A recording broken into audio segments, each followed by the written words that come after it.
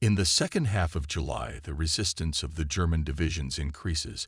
They have to overcome one fortification after another, and the pace of the offensive slows down considerably. We make sorties every day, from morning until evening, and support the attacking wedges that are advancing in a northerly direction across the Vsel River along the railroad going to Belgorod. One morning we are suddenly attacked by a large number of Il-2 bombers, which approached our airfield at low altitude and were not detected in time. We take off in all directions to get away from the airfield far away, many planes still taxiing to the runway. Miraculously, nothing serious happens. Our anti-aircraft guns open the heaviest fire they are capable of, and this apparently does not encourage the Ivans. We see regular 20mm anti-aircraft shells bounce off the armor of the Russian attack aircraft. Only a few places are vulnerable to these shells, but armor-piercing 20mm shells can take down armored Ivans as well. At this time, we suddenly receive orders to move to Orel, on the other side of the ledge, where the Soviets are on the offensive and threatening to recapture the city. A few hours later, we arrive at an airfield north of Orel. The situation around it roughly corresponds to the rumors that reached us back in Kharkov. The Soviets are attacking the city from the north, east, and south. Our offensive has been halted along the entire front. We clearly understand why this happened. First, the Allied landing in Sicily, and after that the putsch against Mussolini. Each time our best divisions had to be withdrawn from the battle and transferred to other places in Europe. How often we say to each other during these weeks, the Soviets have only their allies to thank for still existing as a military force. August is a hot month for us in every sense of the word. There is a fierce struggle in the south for possession of the Chromes. During one of our first attacks in the area against a bridge in this town, one very strange thing happens to me. Just as I'm entering the dive, a Russian tank drives onto the bridge. A 500 kilograms bomb aimed at the bridge hits it when it's halfway across, causing both the tank and the bridge to shatter into small pieces. The defenses here are unusually strong. A few days later to the north, near Bolkov, I get a direct hit in the engine. Shrapnel flies right into my face. At first I think it's time to parachute, but who knows where the wind will take me. There is very little hope of reaching the ground in one piece, especially with the Yaks circling the area. Nevertheless, I managed to make a forced landing with my engine stopped at the very German leading edge. The infantry unit occupying the area takes me to our airfield a couple hours later. I immediately take off for the same area. It's a strange feeling to return to the same spot where you've just been shot down, but it takes away the hesitation and gloomy thoughts of the risk you're taking. We're going to hit the anti-aircraft battery positions. I'm up high and I can see them opening heavy fire on our formation. Their positions can be recognized by the flashes of their guns. I immediately attack them and order the planes accompanying me to drop their bombs on the Russian anti-aircraft gunners at the same time as me. I fly home with the pleasant feeling that the enemy also got it. Every night Russian planes raid our airfield near Orel. At first we live in tents, then in stone buildings on the edge of the airfield. Slits are dug next to the tents. We are supposed to take shelter in them during raids. Nevertheless, some of us continue to sleep even during raids, because after a whole day of continuous sorties a good night's rest is indispensable if we want to be fit to fly the next day. In any case, the Ivan usually bombs us all night long. My friend, Walter Cross, commander of the 3rd Squadron, was killed during one of these raids. A former reconnaissance pilot, he took a refresher course at my place in Graz and soon became a real asset to our regiment. He had just become a squadron commander and was awarded the Oak Leaves. We mourned the loss of our comrade and friend with feelings of deep grief. His death is a real blow. How many heavy blows of fate will we still have to endure? I am given command of the 3rd Squadron. I know it like the back of my hand. Did not I once served as its engineer? Although there are new faces here, I've already met them all during my visits to the squadron. It won't be hard to get the squadron in proper shape, especially since Oberleutnant Becker is here. We've nicknamed him Fridolin. There's nothing he doesn't know. He's the soul and mother of the ground staff. The medical service is in the hands of Dr. Gatorman. He is besides a friend and comforter to all. Soon the 3rd Squadron headquarters becomes a real family, in which all orders are given and carried out in a spirit of true cooperation and mutual assistance. In the case of air operations, this means that no reorganization is needed, since last year I often led the formation myself. As part of the squadron, I am soon making my 1,200th combat sortie. As an escort, we are accompanied by a fighter squadron, to which, by pure coincidence, belongs also the famous skier Genevieve. Between sorties, we often chat with him about our home mountains and, of course, about skiing. One day, he doesn't return from our joint mission and is marked missing in the report. In all probability, he was hit, then, according to the accounts of his comrades, radioed, got hit in the engine, flying toward the sun. At that time, the sun was almost exactly in the west. He could not have chosen a more unfortunate course, because after the breakthrough north of us, in the Bolkov area, the Soviets managed to make a bulge in our front line in the form of a funnel, narrowing from east to west. Consequently, if Genevieve flew westward, he ended up over the center of this funnel and landed in Russian-occupied territory. If he flew only a few kilometers to the south, that would be enough to reach our positions, since the funnel is very narrow. Here, near Oral, the streak of failure does not stop. The adjutant of the Knights HQ is Horner, a Knight's Cross recipient and one of our senior officers in our squadron. After his plane is hit by anti-aircraft fire northeast of Eagle, it abruptly loses altitude and crashes on no man's land. Horner does not emerge from the cockpit of the plane, lying on the slope of a small ravine. At first I believe he made an emergency landing, although it seems to me that he was badly injured while in the air, and when his plane hit the ground the impact was too great. After flying over the area several times at low altitude, I could detect no movement in the cockpit. Our medic reaches the wreckage with the help of infantry soldiers, but it is too late, and the crew cannot be saved. He takes a priest with him, and soon our 2 comrades are at eternal rest. *****.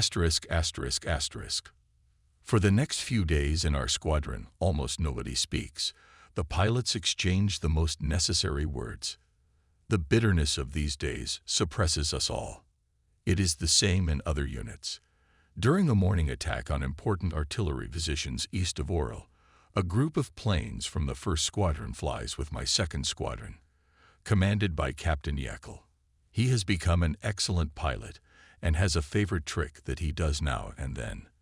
Wherever he sees an enemy fighter, he attacks it, even though it is far superior to Yeckel's dive bomber in speed and power of onboard weapons.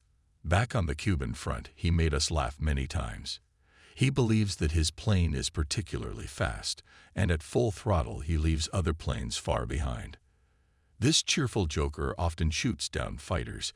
He reminds me of a deer trotting through the woods in search of a hunter, and when he finds one he rushes to the attack with his head bent and antlers out in front. He is the life and soul of the squadron, never once repeating himself or stopping to tell jokes from 9 o'clock at night until 4 in the morning. Of course, he also has Boniface Kieswetter and other ballads in his repertoire. That morning he attacks with other planes a neighboring battery, and we return to base. We are just above the front line when someone shouts, "Fighter planes!" I see them. They are far away from us and show no intention to attack. Yeckel turns around and picks a fight with them. He shoots one down, even Fat Jensch, his flight gunner, at other times reliable and responsible, is probably eyeballing the sides rather than in front of him.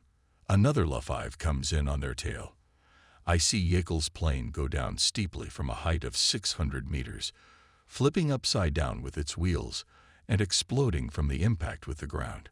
I can only guess that in the lust for battle Egbert forgot how low he was flying and should not have gotten carried away with his acrobatic numbers. And there we lost him. Many of us have the same thought. Now that the old people are leaving one by one, I can tell exactly when it will be my turn just by looking at the calendar. Everyone faces the end. Sooner or later, we all wait, and failure keeps us going. Living in constant danger promotes fatalism and a certain insensitivity. No one jumps out of bed anymore when bombs fall on us at night. Deadly tired after flying all day, we hear bombs exploding somewhere very close to us in a half-sleep. In the breakthrough zone to the north of us, things are getting worse. Just now, there is a threat to Khrushchev, which is to the northwest of us. In order to spend less time on approach to targets and fly to Zhyzver sector, which is even further north, we are relocating to Khrushchev airfield. The fighting is in the forests, where it is very difficult to see anything from the air. It is easier for the Reds to camouflage their positions, and it is very difficult to attack them. I very rarely see tanks below, and so I fly more often in a regular bomber.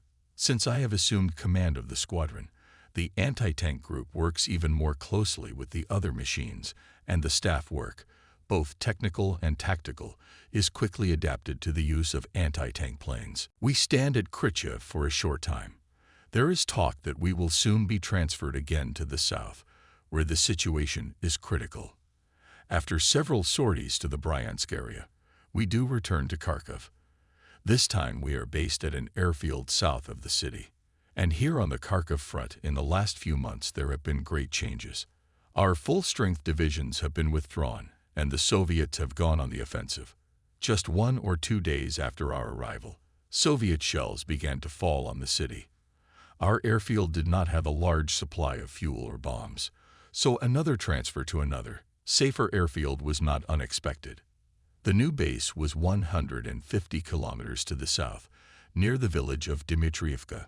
Since the distance to the front turned out to be quite long, we used 2 airfields, one in Barkankovo, from where we fly to the Izium area, and the other in Stalino for flights to the Mias front.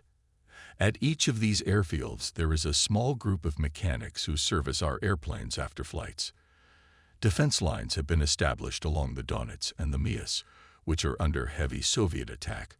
Often our operations officer assigns us the same old target, the same forest, the same ravine. We soon do without reading maps and other nonsense. As Steen once said, we're already big guys. During one of our first sorties to the Izium area, someone calls on the radio. Hannelore, that's my call sign. Aren't you the guy who was chopping nuts for us? I don't answer, and he repeats his question over and over again. Suddenly I recognize that voice. It is one of the intelligence officers with whom we often interacted, and with whose division we always reached the best understanding. Of course, this is against the rules of secrecy, but I cannot resist the temptation and answer that I really stabbed nuts for them. And he himself, as far as I remember, was fond of soccer. He immediately admits it, and all the cheering crews who heard our conversation dive towards the fiercely barking anti-aircraft guns. This Luftwaffe intelligence officer, surnamed Epp, was one of the best center forwards of the Viennese soccer team. Since he was attached to a unit in the thick of the battle, I would meet him often. Captain Anton, who took command of 9-1 squadron after Horner's death, was killed at the Mias. His plane exploded on the way out of the dive in the same inexplicable manner as it had done several times before. Once again, one of our old-timers, a Knight's Iron Cross recipient, is killed. Some crews die. Others take their place. No one stays long. The merciless rhythm of war. Already feel the onset of fall when we receive the order to participate in sorties to the Dnieper front, even further west. For many days we have been flying missions from an airfield northwest of Krasnoarmeyskoye. Here the Soviets are tearing into the Donetsk industrial area from the east and northeast. Apparently this is a large-scale operation. The enemy is everywhere. In addition, they are making continuous raids on our airfield with Boston bombers. This is a great nuisance because service during the raids has to be stopped, and we are late with our sorties. During these raids, we sit in slots dug behind the airplanes and wait for Ivan to finish paddling. Fortunately, our losses in airplanes and equipment are relatively low. No one tells us that the army units passing by our airfield are almost the very last, and Ivan is following on their heels. Very little time passes, and we are convinced of this ourselves. We take off from the western airfield and flying over the city, gaining altitude. We are to attack enemy troops 40 kilometers to the northeast. Being over the other end of the city, I see in the distance and at some distance 6 to 8 tanks. They are camouflaged and look like our own vehicles. However, the shape of their hulls seems quite odd to me. My musings are interrupted by Henschel. Let's look at those German tanks on the way back. We are flying towards the target. Much farther to the west, I encounter strong enemy units. No sign of German troops. We fly back and see these tanks at close range. They are all T-34s. Russians. Their crews are standing behind the vehicles, studying the map. Apparently they are being briefed. Frightened by our appearance, they scatter and climb into their tanks. But at this point we can't do anything because we must first land and replenish our ammunition. Meanwhile, the Soviets are entering the city. Our airfield is located on the other side of it. 10 minutes later, I take off again and look for these tanks among the houses. When they are attacked, the tanks turn sharply, hide behind the houses, and quickly disappear from sight. I destroy 4 of them. Where did the others go? They could show up at our airfield any minute. We can't evacuate it because some of the ground personnel are in the city, and we have to wait for them to come back. Only now I remember that I sent one of our officers to the army depots on the east side of the city. He was unusually lucky.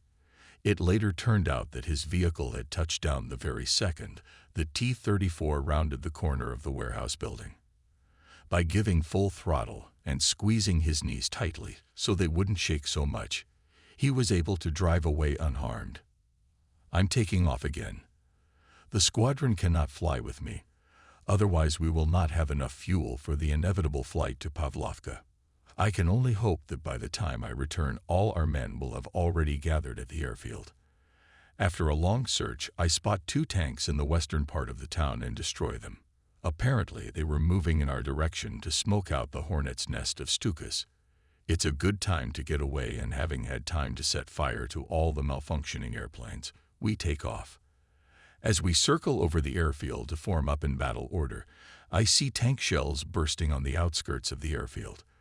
They eventually manage to reach our base, but we are no longer there. The compass points west-northwest. A little while later, we fly over the road at low altitude.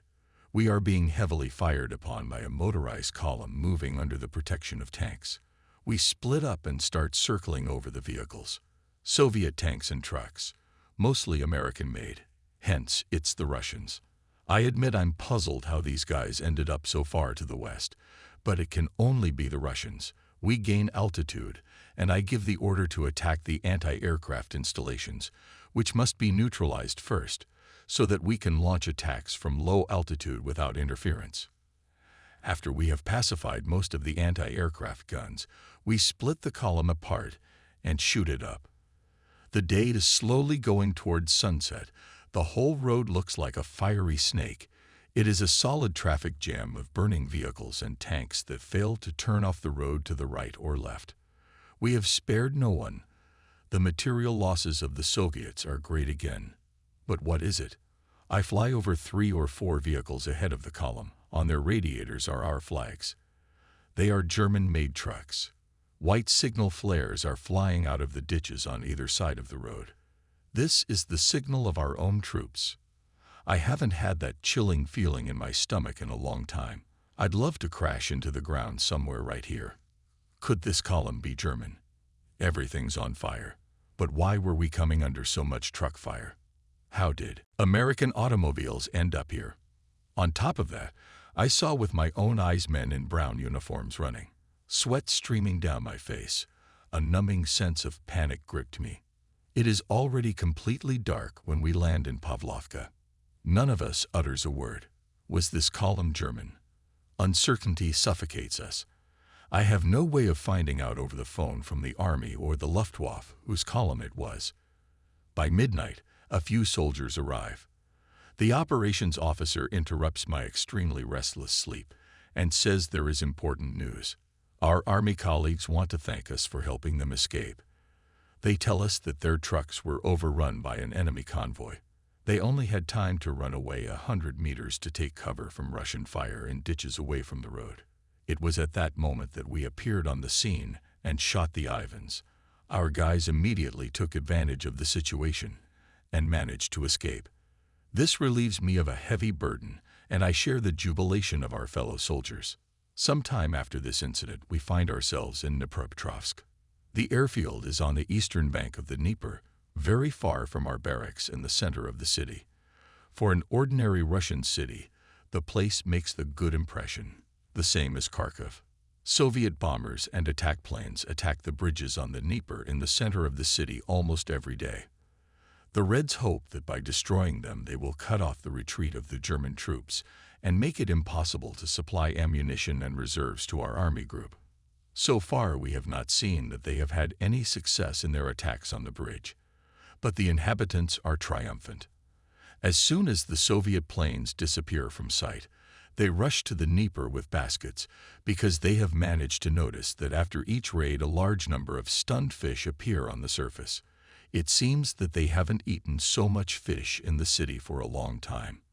We fly northeast and south as the Soviets move forward toward the Dnieper in hopes of preventing our defense line along the river and consolidating positions. At the same time that we are moving our base from Dnipropetrovsk to Bolshaya Kostronka, 120 kilometers further west, I lose Becker. He's transferred to Air Division headquarters. For a long time I resist his transfer because he belongs to our family circle, but it is useless, and after long negotiations the final decision is made. Bolshaya Kostronka is a typical Russian village, with all the advantages and disadvantages that come from it. For us, Central Europeans, the disadvantages outweigh the advantages.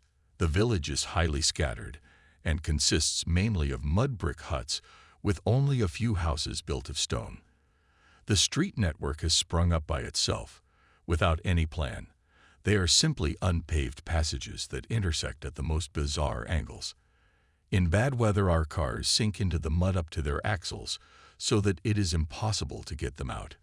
The airfield is located at the northern end of the village, on the road to Apostolovo, which is almost impassable for vehicles. Therefore, our staff wastes no time, and in order to maintain mobility, they start using horses and oxen harnessed to wagons. Crews often have to approach their airplanes on horseback. They climb onto the wing of their airplane right from the saddle because the runway looks little better than the roads. In these weather conditions, it resembles an ocean of mud with tiny islands, and if it weren't for the wide tires of the U-87, we might not have been able to take off at all. Our housing is scattered throughout the village. The squadron headquarters is housed in the school building on its southern edge. We even have an officer's mess hall here. The square in front of the building is often turned into a huge puddle, and when it freezes, which sometimes happens, we play hockey here. Ebersbach and Fickle never miss an opportunity to play. Recently, however, they have cooled down a bit, and their legs are all bruised. When the weather turns bad, the hockey gates are moved under the roof, the reduced hockey field giving the goalies more trouble. Furniture doesn't suffer from hockey because it simply isn't there. The Russians are shocked by the many small items our soldiers carry with them. They think all these amateur pictures of our houses, our rooms, our girls are propaganda. We have to spend a lot of time to convince them that all this is genuine, that the Germans are not cannibals at all. A few days after we arrived, the Russians came up and asked if they could put icons and crucifixes back on the walls. Previously, under the Soviet regime, they had to hide it all because of the disapproval of their son, daughter, or commissar.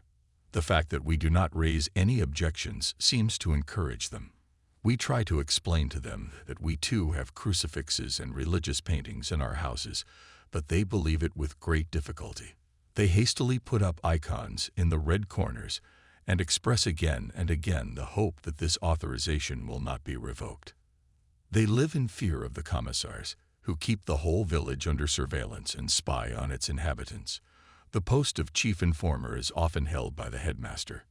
We are currently living in an enchanted kingdom of mud and experiencing the resulting difficulties in supply, even food.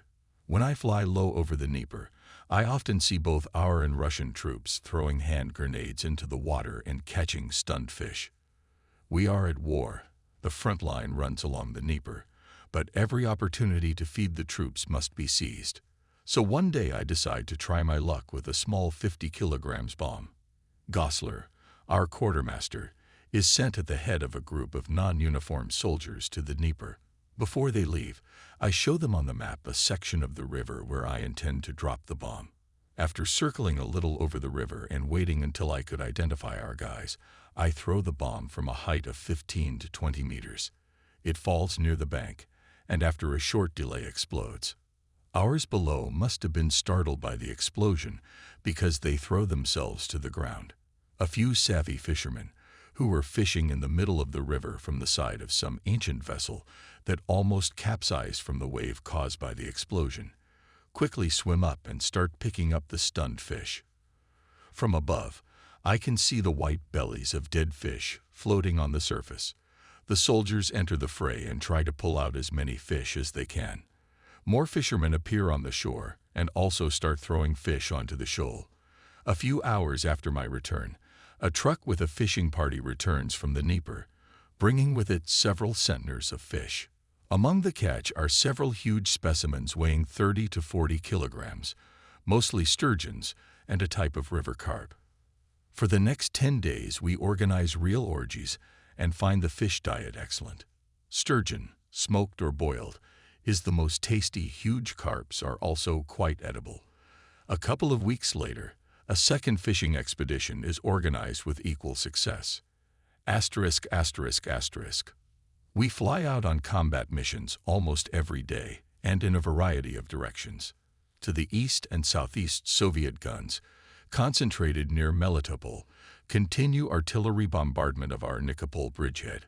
Among the names on the map there are many German ones: Heidelberg, Gruntal, Gustafeld.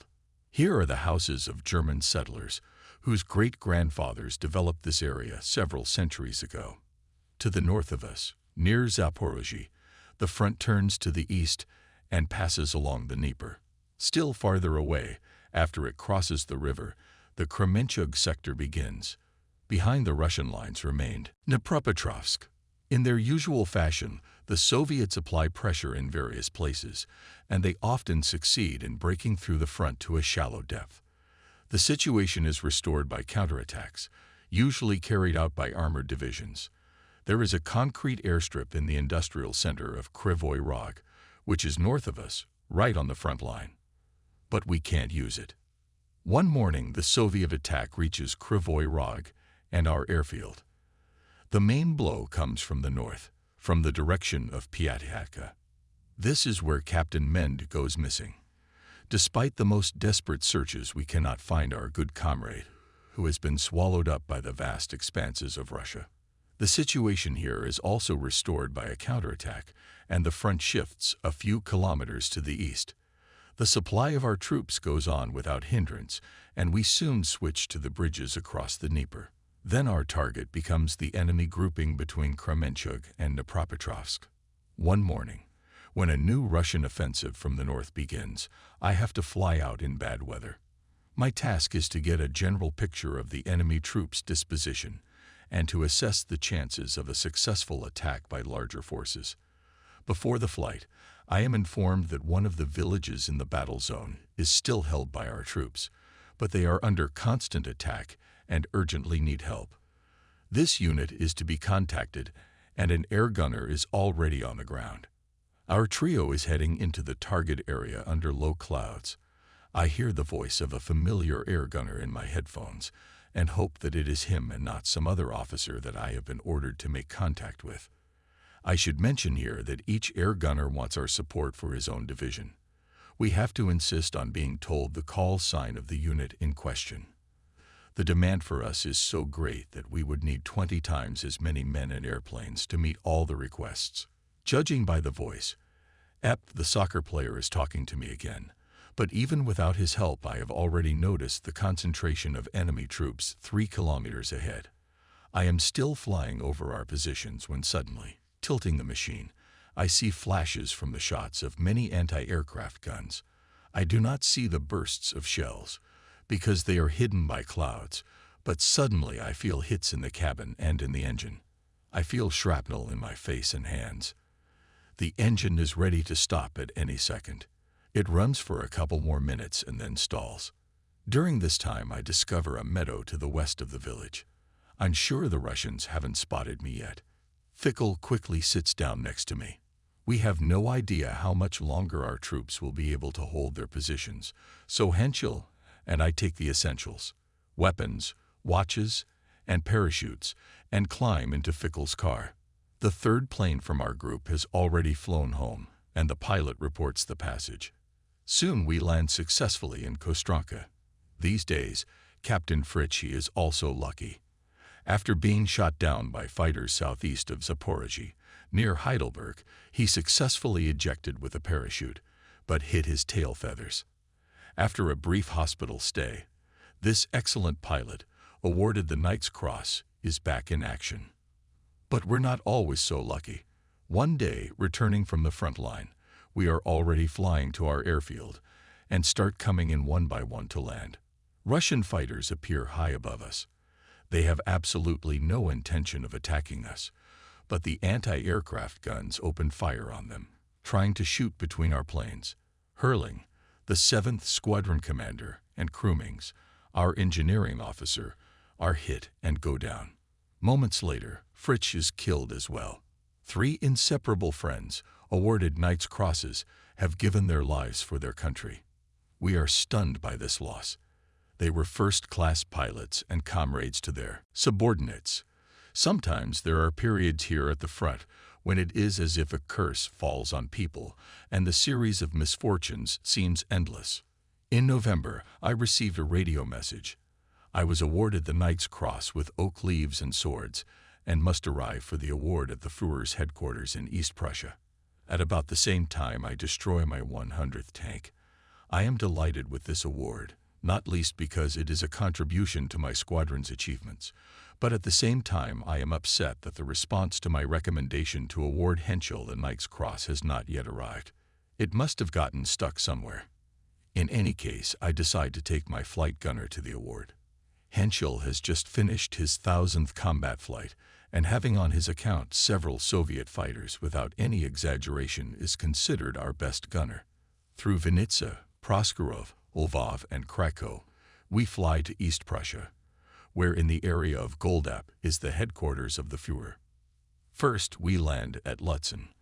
I report my arrival to Lieutenant Colonel von Belov. He tells me that at the same time with me oak leaves to the Knight's Cross will receive Major Hrabak. I have brought Henschel with me and ask Belov if my recommendation has arrived. He answers me that not yet, but immediately promises to find out from the Reichsmarshal in what state is the case. There, too, cannot find these papers and assume that the documents have been handed to the Reichsmarshal for signature. Von Belov negotiates everything in words with Göring, goes directly to the Führer and reports to him that I brought Henschel with me for the above-mentioned reasons, and that the Commander-in-Chief of the Luftwaffe has already approved the award. The reply comes, Henschel must appear with the others. This is a great event for my faithful flight gunner. Only a few receive the Knight's Cross from the hands of the Führer himself, because the personal investiture of the Commander-in-Chief begins with the oak leaves. And so Major Hrabak, Henschel, and I stand in formation in the presence of the Führer.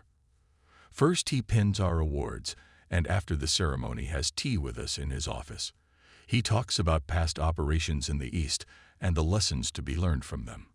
He tells us that new units are now being built up which will undoubtedly be needed to repel the Western Allied landings in Europe. A large number of divisions can still be formed in the country, and our industry will be able to supply them with sufficient armament. Meanwhile, the German technical genius, he informed us, continues to work on marvelous projects that will enable us to wrest final victory from the hands of Bolshevism. He is convinced that only the Germans are up to the task. He is proud of his soldiers on the Eastern Front.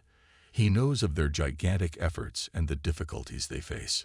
He is good-looking, full of ideas and confidence in the future. Leaving Lutzen, we have to turn to Gorlitz, where we give our brave U-87 a 2-day rest. Henschel's home in Saxony, not so far from here, and he leaves by train to meet me again in 2 days before our flight to the front. Then, in bad weather, we fly through Vienna, Krakow, Lvov, Vinnitsa, and Kirovograd. The farther east we get, the more the imminent onset of winter is felt. Low clouds and thick snow interfere with our flight and make it difficult to orient ourselves. We feel much better when, already at dusk, our machine rolls over the frozen flying field in Kostranka, and we are home again, together with our comrades. The cold weather has already set in here, but we have no reason to complain about it. As the frost improves the condition of the roads in the village, the large open spaces are covered with solid ice, and without skates they can be difficult to cross. When we don't fly because of bad weather, we resume our game of hockey. Even those who were least inclined to the sport are infected by the enthusiasm of the others. We use any usable equipment, from real hockey sticks to old brooms and shovels. Primitive Russian skates compete with special shoes equipped with proper hockey blades. Many clumsily run around in fur umbrellas. Only sporting excitement is important. Here in the south of Russia, we have occasional warm days that turn everything back into an impenetrable swamp. Perhaps it has something to do with the influence of the Black or Azov seas. Our airfield cannot withstand such vicissitudes of climate, and therefore we have to move to a concrete runway in Kirovograd. One of such periods coincides with Christmas and New Year. Accordingly, the crews who find themselves in Kirovograd have to celebrate the holidays in isolation instead of the squadron's general party. Santa Claus prepared gifts for each soldier, but looking at their faces, no one would have guessed that for them it was already the 5th military winter. In early 1944, the bad weather recedes and operations become more intense. The Soviets tear west and southwest from the Dnipropetrovsk area and briefly cut the communication between Kryvyi Rog and Kirovograd. The counteroffensive conducted by our old friends, the 14th and 24th Armored Divisions, proves to be extremely successful. In addition to capturing a large number of prisoners and equipment, we managed to achieve a lull, at least temporary, in this sector. We fly constantly from Kirovograd and are stationed near the airfield. The headquarters is stationed nearby. On the day they arrive, a most unpleasant surprise awaits them. The regimental adjutant, Major Becker, nicknamed Fridolin, and the engineering officer, Captain Katchner, are not quite familiar with the local stoves. During the night, carbon dioxide builds up in their room, and when Katchner gets out of bed, he finds Fridolin passed out. He staggered out into the fresh air and carried Fridolin out with him, saving the lives of both of them. For a soldier to lose his life to a stupid accident rather than enemy action is especially tragic. Later we saw the funny side of it, and their misadventure becomes a common joke. They constantly have to fight off pranks. At this time, during our combat sorties, we witness a most unusual drama. I fly out with other anti-tank planes to an area southeast of Alexandria. After releasing all our ammunition, we go home to Kirovograd to refuel and replenish shells before the next flight. We fly halfway to Kirovograd and fly over a dense grove. Tanks are moving under us. I recognize them immediately. They are T-34s, heading north. In a flash, I gain altitude and circle over the prey. Where the hell did they come from? It's the Russians, no doubt about it. We don't have any shells left, so we have to leave them alone. Who knows where they'll get to by the time we can come back with a new supply of shells and attack them. The T-34s pay no attention to us and go on their way, skirting the grove. Farther to the north, someone else is moving on the ground. We fly there at low altitude and recognize the German TIV tanks. The tankers glare at us from their vehicles, thinking about anything but the proximity of the enemy and a possible fight. The two groups of tanks are moving toward each other, separated only by a small strip of bushes. Neither side can see the other, as the Soviets are moving in a hollow parallel to the railroad embankment. I fire red flares, swing my wings, and drop a note in my container informing my fellow tankers who is moving in their direction and is already 3 kilometers away. assuming both sides maintain their course. Descending sharply over the spot where the T-34s are now moving, I prompt our tankers about the proximity of the enemy. The two parties slowly converge. We circle above them and wait to see what will happen next. Our tanks stop where there is a gap of several meters in the hedge. At any minute, both sides may suddenly see each other at point-blank range. I wait with suspense for a few seconds for both sides to experience the shock. The Russians close the turret hatches. Perhaps they have become suspicious as they watch our desperate maneuvers. They follow all in the same direction, moving fast. The distance separating the two parties is already reduced to 10 to 15 meters. And here it comes. The Russians moving along the hollow have reached the gap and see the enemy right in front of them. The first TIV takes exactly 2 seconds to fire at his opponent from a distance of 15 meters. It explodes and burns, shrapnel flying into the air. In the next few seconds, so far I have not seen one of the remaining T-34s fired. 6 Russian tanks are engulfed in flames. The impression is that they are completely taken by surprise and even now have not yet realized what is happening. Several T-34s move under cover of the hedge even closer. Others try to get behind the railroad embankment. They find themselves in the line of sight of German tanks, which open fire over the hedge. The whole battle lasts no more than a minute. This is a unique duel in its own way. Without losses on our side, all T-34s are destroyed. Our comrades on the ground are proud of their success. We are delighted no less. We throw them a note with best wishes and a bar of chocolate, and fly home. Asterisk, asterisk, asterisk. After a series of relatively quiet sorties, it usually doesn't take long before we get another shake-up. The 3 of us take off, Oberleutnants Fickel and Stoller accompanying me on a tank hunt. We have no fighter escort, and the moment we fly past one of our armored units, 12 to 15 Aerocobras appear with very aggressive intentions. They all have their noses painted red and look like they belong to some elite unit. At the very ground, a wild commotion begins, and I am glad that I was able to bring my colleagues home safely, even though our airplanes were not without damage. Our experience is often the subject of evening arguments and reminiscences, Fickel and Stoller believing that we were saved only by a miracle. At the same time, the argument is a useful lesson for our rookies, teaching them the proper choice of evasive tactics in aerial combat. One of our squadrons was stationed for some time at Slinka, north of Novoukrenka and west of us. My 3rd squadron also receives orders to move there with all flight personnel while the ground personnel move on the road to Pervomaysk. At the end of our stay in Kirovograd, notification of my promotion is received, and I am promoted to the rank of major. In Slinka, it seems as if a real winter has arrived. Almost every day a prickly east wind blows. The temperature drops to 20 to 30 degrees below zero. The impact of the cold affects the number of combat-ready aircraft because maintenance and repair in the open at these temperatures has its own peculiarities. We are particularly unlucky because the shock wedges of the Russian offensive north of Kirovograd have just penetrated the neck of the valley near the village of Marinovka.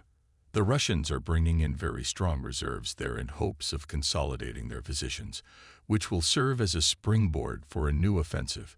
Every airplane that is even remotely airworthy is used for low-altitude attacks. During one of the sorties in the eastern direction, Hauptmann Fickel comes under heavy fire and makes an emergency landing. The terrain is relatively flat, and I am able to land next to him and take them aboard with the gunner. After a short time, we return to our airfield, having become poorer by one more plane. Russian tanks rarely attack at night, but over the next few days we, and especially our colleagues to the north, get a taste of this dish as well.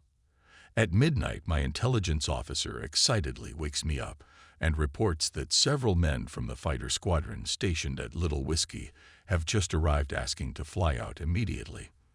The Soviets have stormed their airfield and the very village where the personnel are stationed. It is a cloudless, starry night. I decide to talk to the refugees myself. Maly Whiskey is 30 kilometers to the north, and several Luftwaffe units are stationed at their airfield. We can only say that when we were sleeping, we suddenly heard a rumble, and when we looked around, Russian tanks with infantry on armor were already coming past. Another soldier described the invasion of the airfield by tanks. It all happened very close, and obviously they were taken by surprise, because they were wearing nothing but their underwear. I weigh up the situation and conclude that there is no point in taking off now. I need relatively good visibility to hit the tank. It's not good enough even with a clear, starry sky. We'll have to wait until dawn. It's pointless to drop a few bombs just to get a breeze on the infantry, especially with German units standing there. They're maintenance units, almost helpless against Soviet tanks. We're supposed to take off at dawn. Unfortunately, on the way back, we will have to reckon with the fog, which already looks suspicious. We approach the airfield at low altitude and see our heavy anti-aircraft guns in action. They've already taken out some of the more enterprising monsters. The rest have taken cover and are out of range. All personnel are in position. When we fly over the airfield, they do the usual military dance, as they have no doubt that we will help them get out of their predicament. One T-34 drove right into the ground control tower and stands there tilted on its side amidst the wreckage. Some have taken cover in the factory area. The approach is obstructed by high pipes. We have to be extremely careful not to crash into them. Our cannon fire reverberates throughout the village. We're also dropping bombs. Those Ivans who have advanced the furthest are beginning to realize that they had better trumpet a retreat. For the most part, they are tearing toward the eastern exit of the village, where they can take cover in the many ravines. This is also where their trucks of ammunition and shells are parked. They hope to hold us at bay with their light and medium anti-aircraft guns, but we pelt their positions with bombs and open fire on them with guns, putting them out of action. Soon the trucks catch fire and start exploding one after another. The Ivans are being carried through the snow to the east. Our most difficult job for the day is landing at Slinka, as the fog over the airfield in no way wants to lift, and when we come in for a landing, visibility is extremely limited. By nightfall, the squadron makes 7 sorties, mine and one other airplane flying 15 times each. Small whiskey cleared of the enemy. 16 enemy tanks destroyed from the air.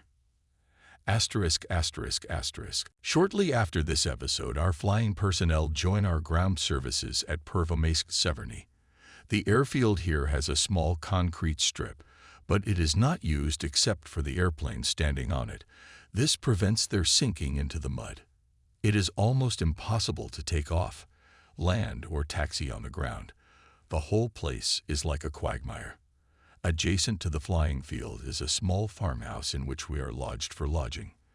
After the flights, and on those days when the weather is bad, Gatterman and I do exercises. After a long-distance cross-country run, we take a hot and cold bath and then roll naked in the snow in front of the house. The feeling one gets after this procedure is simply unforgettable. It is the same as being born again. Some Pans and Paninka, who happen to pass by at that moment, look at us with amazement.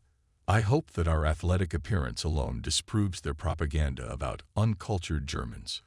Without weather reconnaissance, the morning sorties in large groups into this sector proved to be a waste of time. The area in which the targets were located could be covered by fog, and then they could not be attacked. Flying at random would be a waste of precious fuel, not to mention the fact that bad weather conditions could be fatal for large groups and inexperienced crews. Therefore, the order was given that at dawn each time a weather reconnaissance plane should be sent, and its report on weather conditions in the area of the intended target would determine whether we would take off or not. The task is too important for me to send the first man on such a patrol. Fickle or someone else should fly with him if the lieutenant needs a rest. One morning we are heading for the front. I take advantage of the favorable weather, and we take off before the final dawn. I try to memorize the entire front in this sector. In the twilight, I can clearly see the flashes of the enemy's guns. Judging from the intensity of the artillery fire, we can guess the enemy's intentions for the day. As soon as artillery positions can be located, they are mapped. It will not be long before they cannot be seen from the air, and so it is likely that a few hours later they will be bombed by Stukas. This intelligence information is also of great interest to our colleagues on the ground. If I flew low over the front line that morning, I can give the Army accurate information about the enemy's staging areas. In this way, all possible surprises can be countered that day. It is an impressive picture, and to me up there, the flashes of enemy guns in the semi-darkness remind me of a huge railroad station, on the platform of which lighters are lit and extinguished. Threads of fire, on which are strung bright and dark beads, overtake me and form a kind of connecting line with the ground. The enemy defenses have spotted us. Bright-colored flares soar upward. These are the signals exchanged by the units on the ground. Gradually, during our regular morning visits, we begin to get closer and closer to the Ivans.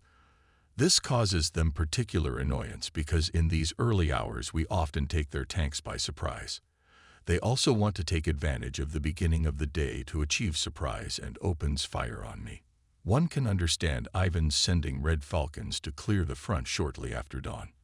We often fight with the Red Falcons. These maneuvers are not particularly favorable for us when the enemy is numerically outnumbered and without fighter protection.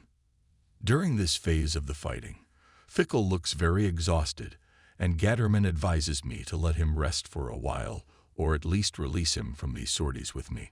Even though Fickle says half-jokingly when he remarks after landing in a badly damaged airplane that this mission took another 5 years off my life, I can see for myself that he is not an athlete and that even his stamina has its limits.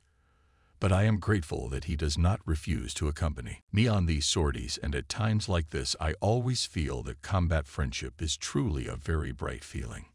Our morning reconnaissance is concentrated in the area northwest and southwest of Kirovograd, where the Soviets are making more and more attempts to break through with their inexhaustible mass.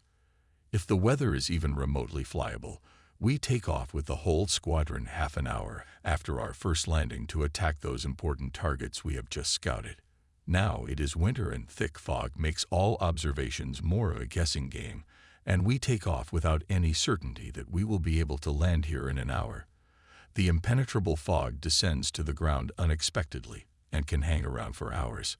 When the weather is like this, an automobile would be more useful than an airplane. Once we make a flight with Fickle, we have already finished our reconnaissance and conducted several attacks from low altitude in the vicinity of Kirovograd. It is now quite light, and we are flying west, heading home. We still have halfway to go, but on reaching Novoukrinka we suddenly find ourselves in thick fog. Fickle stays very close to me so as not to lose sight of me. Flying over the village, I barely manage to notice a few tall stovepipes. The ground is almost invisible. The upper edge of the fog rises to a great height, so we may not be able to fly over it. Somewhere we will have to go back down again. Who knows what area is covered by these weather conditions? Hold a westerly course for as long as fuel lasts and count on luck, and then maybe make a landing in territory occupied by guerrillas. That's no way out either. We would soon reach our positions, and I might be urgently needed. Besides, after our long reconnaissance flight, we have very little fuel left, so the only thing left is to stay close to the ground and try to reach our airfield in poor visibility. All around is a continuous gray shroud. No horizon line. Fickle's plane disappeared. I haven't seen it since we flew over Novoukrinka. Maybe it hit a stovepipe. We can fly through this wall of fog as long as the terrain stays flat. As soon as there is an obstacle ahead, a telegraph pole, trees, or a hill, I have to pull the control stick toward me and immediately plunge into this impenetrable pea soup. To probe my way out of this fog in this way would be very risky. The ground is visible from a height of no more than 3 to 4 meters, but at such a height some obstacles can appear quite unexpectedly. I fly only by compass, and judging by the clock, I should already be 20 minutes flight from my airfield at Pervomaisk. Now either the plane will give way to hills or the fog will become thicker. I have just barely avoided some high poles. I had had enough. Henschel, where landing? Where exactly to land? I have no idea because I can barely see anything, just one gray haze. I release the flaps and take off the throttle. I keep the airplane at low speed and feel the wheels touching the ground. The landing goes smoothly, and after a short run we come to a stop. Henschel pulls back the lantern and jumps out with a wide grin. We got lucky this time. Visibility on the ground is no more than 40 meters. We're presumably on a small hillock, the fog flowing off of it somewhere downhill. I hear something that sounds like the sound of a car engine running and ask Henschel to walk back a bit and look. It might be a road. As he walks, I sit motionless in my trusty U-87 and am once again glad to be alive. Henschel is coming back. My hunch turns out to be correct. There is a road running behind us. Army drivers told him that Pervomaysk is about 30 kilometers away and that this road leads directly to it. We get in the airplane, start the engine, and turn out onto the road. Visibility is still no more than 30 meters, at best up to 40. We drive down the wide highway as if we were in a car, obeying the usual rules of the road and letting heavy trucks pass. Where there are more cars, I stop to avoid an accident, just in case drivers don't see my airplane and drive right into it. Many of them think they see a ghost airplane. And so I drive for about 2 hours, going up the hill and down the hill. Then we come to an intersection. There's no way I can get through it with my wings, so I pull off the road. Here, I leave the airplane. There are about 10 kilometers to Pervomaysk. An army car passing by gives me a lift, and I soon find myself at the parking lot of our planes. Soon Henschel, who remained a sentry near the car, is replaced. Our comrades had already begun to worry about us, as we could not have been in the air for long with so much fuel and no calls from anywhere, and are now jubilant about our return. Still no sign of Fickle. We are greatly alarmed.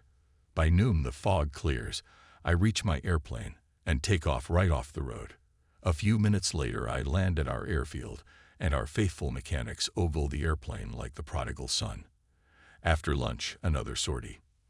When I go in, Gatterman tells me that Fickle just called from Novo-Ukrinka. He and the flight gunner were able to get out of the fog safely. He lost me when the fog got thicker and immediately went in for a landing. Now this is where we rejoice for real.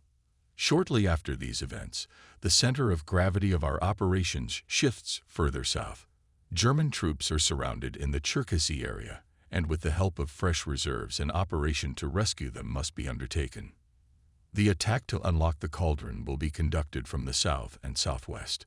We support the 11th and 13th Panzer Divisions, which have struck north from the area west of Novi Mirgorod and have reached the river beyond which the Soviets have been able to fortify themselves well. There are many excellent targets for us here. Air activity is high on both sides. Iron Gustavs are trying to imitate us by attacking our tank divisions and their supply units. With our slow U-87s, we do our best to disperse and drive away these IL-2s, but they are a little faster than us because they have retractable landing gear. They are also much better armored and much heavier. This is especially noticeable during an attack. They can pick up speed very quickly. But since we are usually busy striking from low altitudes, there is no time to fight them anyway. During this phase, I get lucky during one of the fights with the Iron Gustavs. All our planes are involved in bombing Soviet fortified positions in the forest. I'm circling over them because I'm flying an airplane with anti-tank guns and haven't found a single tank to attack yet. Ahead, diagonally to our course, and 300 meters below flies a group of Il-2s escorted by La and Aerocabras. My wingman is carrying bombs. I tell him that we are attacking the ILs. We've already started our descent. When I approach them at a distance of 100 meters, I see that I can't approach them because the Ilias are again flying faster than me. What's more, the fighters are starting to get interested in me. 2 of them have already made a combat turn behind me. It's a bit far for target practice, but I've already caught one of those clumsy birds in my sights and fire 1 shot from each anti-tank gun. Gustav turns into a bright orange ball and shatters into small fiery particles. The others seem to have realized where the wind is blowing from. They are being carried down even faster, and the distance between them is increasing before my eyes. Besides, it's a good time for me to start evasive action, because there are already fighters on the tail of my villain plane. My evasive tactics bring me closer to the squadron, and the Russians move away. No doubt they thought that our escort fighters were nearby, and shooting me down would prove to be no easy task. In the afternoon, Oberleutnant Kentz did not return from a combat sortie in the same sector. With 70 victories to his credit, he topped the list of tank fighters. His luck started with Belgorod and Kharkov, and he had gained a lot of experience since then. His loss is a blow to all of us and another breach in our camaraderie. The general offensive to unblock the units surrounded in the Cherkasy area is going well, and our shock troops managed to punch a passage into the cauldron. As soon as contact is established, the front here is pushed westward. We fly from Pervomaysk to Rakhovka. The Novo-Mirgorod area remains far behind the Russian lines. A short time after accomplishing their mission over German territory, American bombers land in Novo-Mirgorod. Their Russian allies help prepare the planes for another sortie. The operating base of these planes is in the Mediterranean. However, to the south of us, the situation is also changing, and our troops are abandoning the Nikopol bridgehead. The Soviets are tearing forward in the Nikolaev area, and German divisions northwest of the city are engaged in the heaviest fighting. In March 1944, our southern front is on the defensive, fiercely contesting the efforts of Russian troops to achieve a decisive breakthrough in a southerly direction, so as to eliminate the entire German front in the south. My squadron of Stukas is operating from the airfield at Rakhovka, 200 kilometers north of Odessa, supporting our army units. We are in the air from dawn to dusk. We do everything in our power to help our comrades on the ground, destroying tanks, attacking artillery, and Katyusha. Our efforts culminate in success, and we manage to prevent a decisive breakthrough of the front. Moreover, the army, as a result of these victorious actions, is able to retreat in full order to new positions further west in a few weeks. One day, during this battle, we go on a reconnaissance to the northwest, along the Dniester. Here the river makes a bend. Romanian troops report large columns of red motorized and armored forces in the vicinity of Iampol. These reports seem simply unbelievable, because if they turn out to be true, it would mean that the Soviets broke through in the north at the same time that they launched their offensive in the south and went almost 200 kilometers deeper into Bessarabia. I fly on a reconnaissance mission along with another airplane. Unfortunately, these fears are confirmed. Strong Soviet groups of all kinds of weapons are accumulating in the area of Yampol. Moreover, they are building a large bridge here. One may not wonder why this operation has gone unnoticed all this time. To us, there is nothing strange about it. We have encountered it too often during the campaign in Russia. Our eastern front is heavily stretched. Very often there are only patrols in the gaps between key points. As soon as this chain of outposts is broken through, the enemy launches an attack in the unprotected zone. Far behind the front line, he can only meet with a platoon of bicyclists or a convoy. The vast expanse of this country is the most valuable ally of the Russians. With inexhaustible human resources, the enemy can easily penetrate such a poorly defended vacuum. Although the situation in the neighborhood of Yampol is becoming threatening, we do not consider it absolutely hopeless, because this sector, representing the gateway to their country, has been entrusted to the Romanians. Therefore, during the briefing before the reconnaissance flight, I was told that there were Romanian covering divisions on the Dniester, and therefore I had to be cautious as to the outcome of any attack. From the air, it is difficult to distinguish between Romanians and Russians by the color of their uniforms alone. The strategic objective of the Soviet offensive is clear: to encircle our forces in the south and simultaneously strike through Iasi toward the Ploiesti oil fields. Since the presence of my squadron is required every day in the Nikolaev area, we cannot at first make more than 1 or 2 sorties to this sector. We use the forward airfield at Kotovsk, south of Balta, for our operations, so this mission now takes us westward. Our main objective is the concentration of troops in the vicinity of Yampol and the bridge that is being built here. After each attack, the Soviets immediately replace the damaged pontoons and complete the bridge even faster. They try to thwart our attacks with heavy anti-aircraft fire and fighters, but we never once allow them to drive us back until we complete our mission. Our success is backed up by intercepted Russian radio messages. These consist mostly of complaints about their own fighters, Red Falcons, accusations of cowardice, and enumerations of losses in men, military equipment, and building materials. We can often listen to Russian radio telephone conversations between ground troops and Red Falcons. There is one officer in my squadron who knows Russian. He tunes the receiver to their wave and does simultaneous translation. The Russians often yell wildly over the radio telephone to interfere with our conversations. They use virtually the same frequency as we do. During flights, the Soviets often try to give us false targets. Of course, the new targets are deep inside German positions. The corrections are made in fluent German, but we quickly figure out this trickery, and immediately after receiving such false corrections, I descend to make sure that the intended target is really an enemy target. Often we hear the warning shout, "Stop attacking. Our troops are in the target area." You can bet your ass it's the Russian speaking. His last words are often drowned out by the rumble of bombs. We laugh when we hear ground control cursing the Russian fighters afterward. "Red Falcons, we will inform your commissar of your cowardice. Attack that Nazi scum. We have casualties again." We have long been aware of the low morale of the Red fighters, only a few strike air regiments being exceptions to this rule. These casualty reports are valuable evidence of our success.